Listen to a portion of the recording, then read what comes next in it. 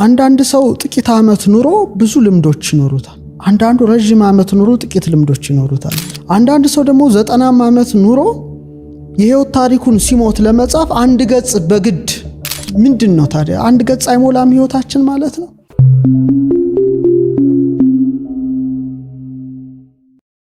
እኔ ጊዜ አንጻራዊ ሆኖ ይታየኛል። በጣም ለየት ያለ ነገር አመለካከት አለኝ ስለ ጊዜ። የሌላውን አላቅም፣ ስለ ራሴ ጉዳይ ነው ማወራው።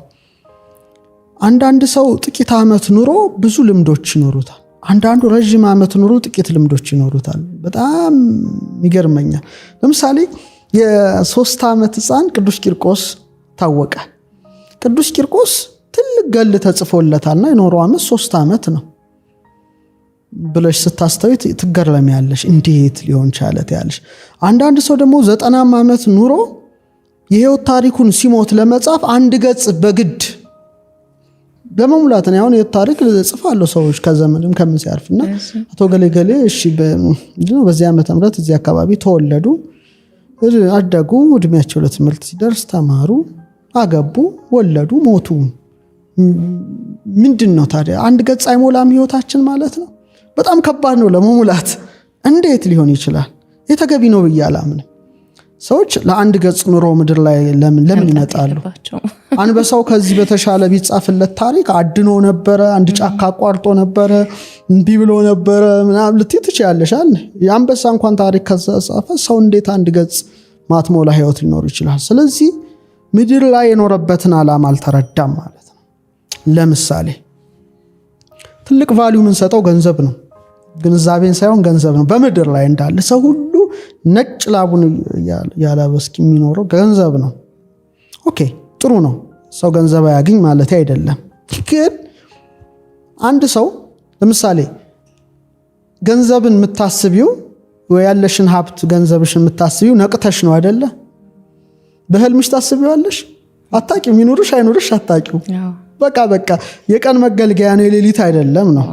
ኦኬ ስለዚህ ሰው 70 ምናምን ዓመት ቢኖር 8 ሰዓቱን በእንቅልፍ በቀን ያሳልፋል። አጠቃላይ ኦልሞስት 30 ምናምን ዓመት ይተኛል። 40 ምናምን ዓመት ነው ምድር ላይ የሚኖረው ነቅቶ ማለት ነው። በጣም ጥሩ። ስለዚህ ሰው እድሜ ዘመኑን ገንዘብ ለማግኘት ከኖረና አካውንት ውስጥ 5 ሚሊዮን ብር ይኖር በትንሹ ወይም 10 አይዶን ነው እንዳያመጣጡ ያ ሰው ከዚህ ዓለም ይለያል ነው። ሲለይ እንደው ያለውን ቫልዩ ለማስረዳት ነው። እንዴት የለፋበት ነው መነገር ያለበት አይደል? ለምን ይሄው ታሪኩ ላይ 10 ሚሊዮን ብር ባንክ ውስጥ አስቀምጦ ሞታ ይባል? ምን ያህል እዛ ላይ ሲቆም ቆመ ነው። ልክ ሲተኛ እንደማያውቀው ነው። ምናልባት ከ10 ሚሊዮን ውስጥ አውጥቶ በጎ ስራ ካደረገበት፣ ድሆች ከረዳበት፣ ካበላበት፣ ካጠጣበት ያቺ ቫልዩ አግኝታ ሰው ዘንድ ነው ምልሽ እገሌ አብልቶ አጠጥቶ ተብሎ በጎ ከተነገረለት አምላክ ፊት ምን ቫልዩ ሊኖረው ይችላል? ሰው አለቀ እስከ እንትኑ ድረስ ማለት ነው። አብቅቷል። ሰው ለዚህ ብቻ አይደለም አልነበረም መፈጠሩ ነው። ዛሱ አይኔ ሁልጊዜ የዓለሙን ሳይንስ ተምረነዋል። ግን ችግሩ ግራ ብሬናችን ነው አክቲቬት የሚያደርገው። የተፈጠርንበትን ዓላማ ስለሚያስረሳን ለቁስ ነው የተወለድነው፣ ለቁስ ነው የምንኖረው፣ ለቁስ ነው የምንሞተው። ስፒሪቹዋል ዓለም አክሰስ ስለማናደርግ ታሪክ የለንም እንሞታለን ነው። እና ጊዜ በጣም አንጻራዊ ነው። መጀመሪያ ጥያቄ ስታነሺ የሆነ መጀመሪያው ላይ ምን አልኩኝ? ከእድሜ ይልቅ የህይወት ኤክስፒሪየንስ ብዙ ነው አልኩኝ። ራሴን ወከየ ነው የምናገር። ይሄ ዳሴን ከንቱ ምናምን አይደለም። ለምሳሌ 16 በላይ ሀገሮች አይቻለው፣ 29 መጽሐፍ ጽፍ ያለው፣ በበረሃ ውስጥ፣ በመርከብ ውስጥ፣ በአየር ላይ ብዙ ነገሮች ላወራልሽ እችላለሁ። የህይወት ታሪክ አውራ ብባል ኤክስፒሪየንስ ነው አይደል? ይሁሉ ትምህርት ቤት ውስጥ ምናምን ውስጥ እነዚህ ነገሮችና ከኖርኩበት እድሜ የሆነ ነገር ፈጥኗል። ኦኬ እዚህ ላይ ቆም ብዬ አስባለሁ ነው። ለምን ይሄ ሆነ ብዬ ሳስብ ጊዜ አንጻራዊ ነው የሚለው መልስ እኔ ላይ ይመጣል። ለምሳሌ ገንዘብ ይበረክታል። እንዴት ይበረክታል? አስራት ሰዎች አስራት ይሰጣሉ ነው። እግዚአብሔር ላበርክትላችሁ አስራቴን ስጡኝ ይላል አይደል? እግዚአብሔር ቸግሮት አይደለም or something አይደለም። ስትሰጪ ይትረፈረፋል ነው። አታቂውም ሲትረፈረፍ ድንገት ይመጣል። ለምሳሌ እኩል ደሞዝ እኔም አንቺም እናገኛለን or እኔና አንቺና ሌላ ያንቺ ተርፎሽ የዛኛው ደግሞ ወዲያው ቡን ይላል። ምንድነው ቡን ያደረገው? አንዳንዱ ደግሞ ሰጥቶት አያልቅም። ይሄ ማለት ብሌሲንግ ይባላል፣ በረከት።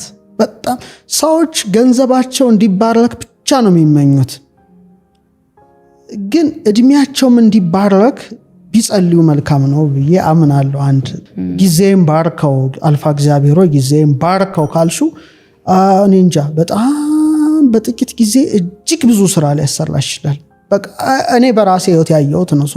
ዊትነስ ነኝ፣ አንድ ምስክር ነኝ። ለምሳሌ በጣም የሚገርመኝ መጽሐፍ ቅዱስ ክፍል አለ፣ ሁልጊዜ እንደው ሳነበው እደነቃለሁ ነው። አንደኛው ሐዋርያት ክርስቶስ ሳይጠራቸው በፊት የተለያየ ሙያ ያላቸው ናቸው። ለምሳሌ ታክስ የሚሰበስባል ለማቴዎስ፣ እነ ጴጥሮስ እና ዮሐንስ አሳ አጥማጅ ናቸው። ሌላም እነ ቶማስ የግንብ ስራ ወዘተረፈ። ሉቃስን ብትዩ ሐኪም ነው። የተለያየ ሙያ ናቸው ነው። ሰው ይጠራቸዋል። ሲጠራቸው ህይወት ተለወጠ። ያቺ ሞመንት የህይወት ቁልፍ ትለወጣለች። ምንድነው የሆኑት? ሱፐርናቹራል ነገርን ኤክስፒሪየንስ ማድረግ ጀመሩ። ምሳሌ እንዳይረባቸው ህብስት በርክቶ ይበላሉ። በቃ ቀረለ ማለት ልፋት ቀረለ ነው። በጣም ትልቅ ጉዳይ ነው ማወራው። አሁን እንደውም እስካሁን ካለው ለኔ ትልቅ ጉዳይ ነው ይሄ ብናገረው። ውሃ ወይን ይሆናል። ባህር ላይ እንምጣ ሲሉት እነ ጴጥሮስ ነው ይላቸዋል። ነፋስ ሲገሰጽ ያሉ ሙሴ ብርሃን ሲበራ በጣም ስፍር ቁጥር የሌለው ነገር ያሉ ሰው የነበሩበት ህይወት በጣም በቃ አይተውት ማያውቁት ነው ተለውጧል። ይሄ ህይወት ተለውጧል። ከስቅለቱና ከትንሳኤው በኋላ ጥቂት ሲለያቸው ወደ ድሮ ስራቸው ኖሩ ጀመሩ። ጴጥሮስ የጣለውን አሳ ማጥመጃ ሄደ ነው እና አሳ ለማጥመድ ሌሊቱን ሁሉ ይታገላሉ ነው።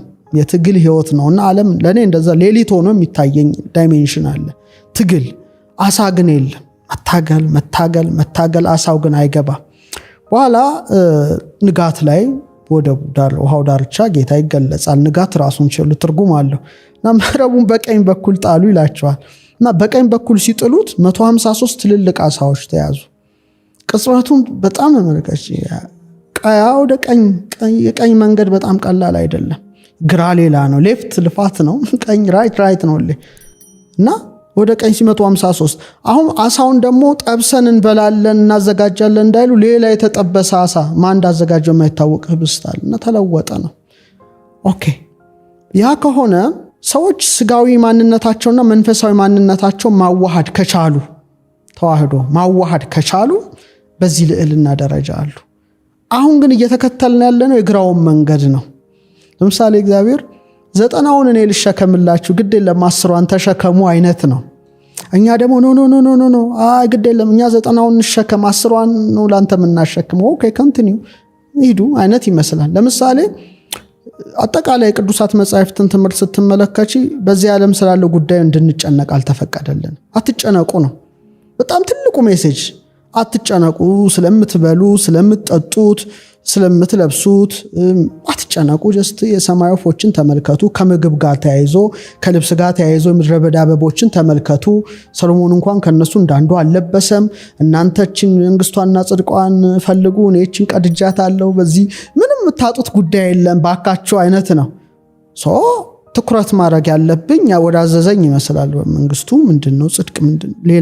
ሌላ ጉዳይ ነው።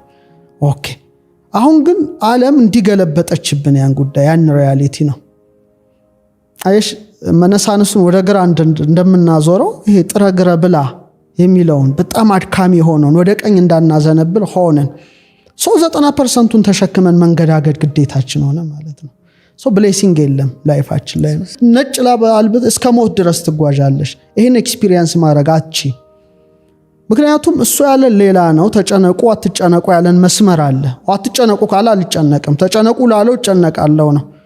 ስለዚህ ይሄን እሰጥሃለሁ የሚጨመርልሃል። ይሄ ምድራዊ ላይ ያለውን ጉዳይ ዓለም ማየት የሚፈልገውን የሚጓጓውን ሁሉ እሰጥሃለሁ፣ አትጨነቅ ልጄ፣ የኛውን ተጨነቅ ካለኝ አምላኬ አልፋ እግዚአብሔር ነው ይሄን ያለው። አደምጠዋለሁ።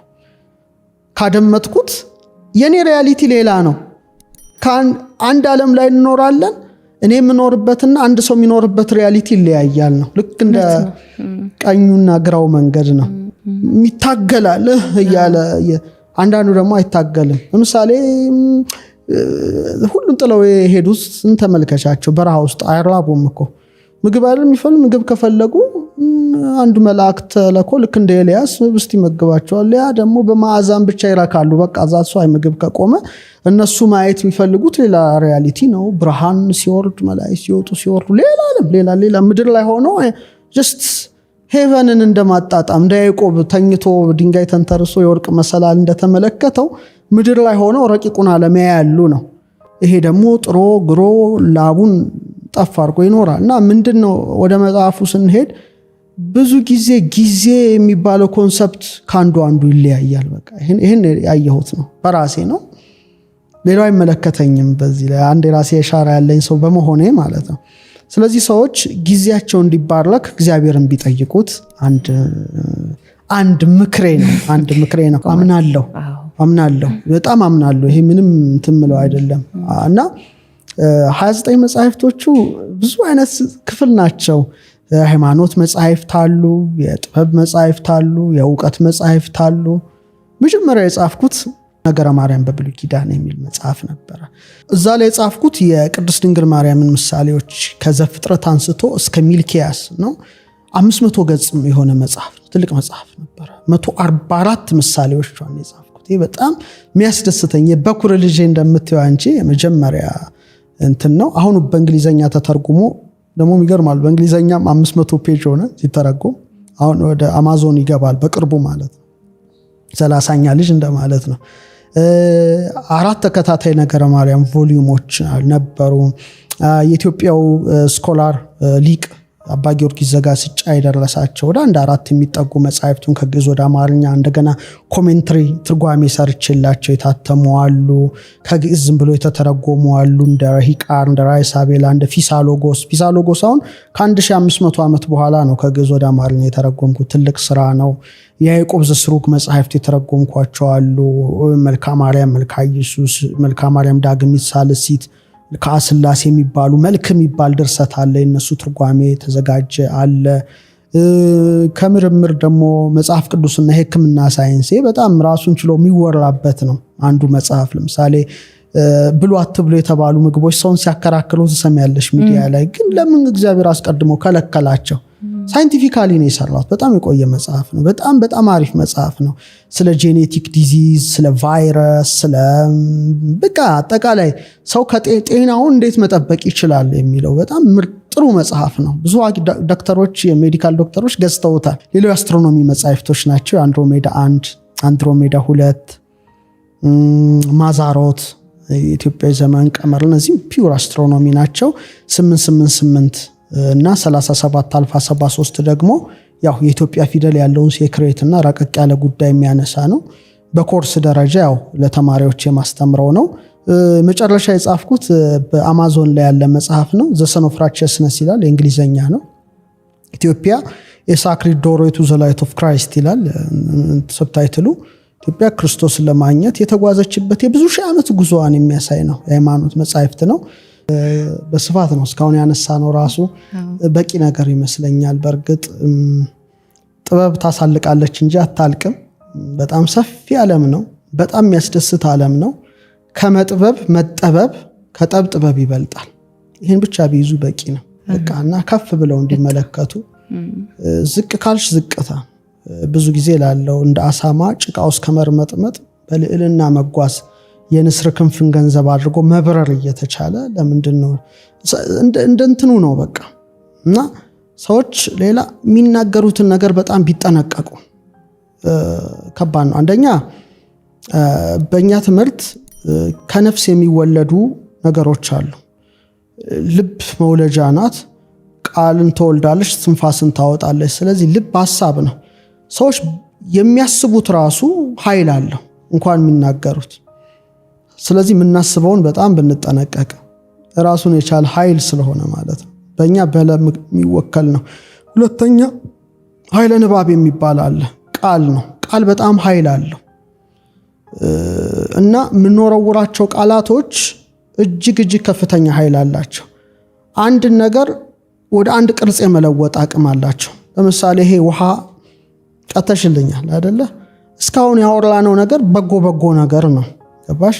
በጎ ነገር ስለሆነ ይህን ውሃ ደስ ብሎኝ ነው የምጠጣው። ምክንያቱም የተናገርኩት ቃል ኤነርጂ ውሃው ላይ ያርፋል ነው። ጀስት ሜሞሪውን ይይዘዋል ነው። ለምሳሌ እናት አባቶቻችን ጠበልን ውጭ ያስቀምጣሉ። ጀስት ለምን? የምንናገረው ነገር ውሃውን ያረክሰዋል ነው፣ ይበክለዋል እና አንቺ ያድነኛል ብለሽ የምትጠጪው መልሶ ይገልሻል ነው።